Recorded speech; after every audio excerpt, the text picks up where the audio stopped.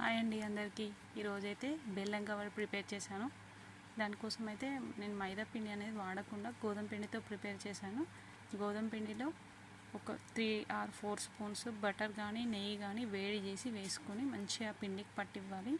అందులో pinch of salt, pinch of soda అనేది వేసి తగినన్ని వాటర్ పోసి ఇలా చపాతీ ముద్దలాగా కలిపి ఒక 5 minutes పక్కకు పెట్టేసుకోవాలి. నేనైతే ఫోర్క్ సహాయంతో ఈ గవ్వలు అనేది ప్రిపేర్ చేశాను. చాలా సింపుల్గా అయిపోతుంది. మనం ఆయిల్ బాండి పెట్టేసేసుకొని ఇవి మనం లో ఫ్లేమ్ మీద ఫ్రై చేసుకుంటే మనకు గవ్వలు అయితే ఫ్రై అవ్వడం అయిపోతుంది. మీకు కానీ కారం గవ్వలు కావాలనుకుంటే ఇలా పక్కకు పెట్టేసుకున్న గవ్వల పైన కారం ఉప్పు చల్లితే మనకైతే కారం గవ్వలు రెడీ అయిపోతాయి.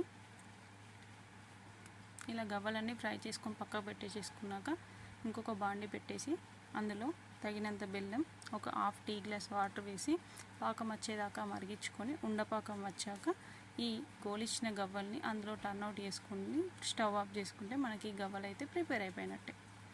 చాలా టేస్టీగా ఉంటాయి. మనం దీంట్లో మైదా పిండి వాడట్లేదు కాబట్టి ఎన్ని తిన్నా కూడా ఏం ప్రాబ్లం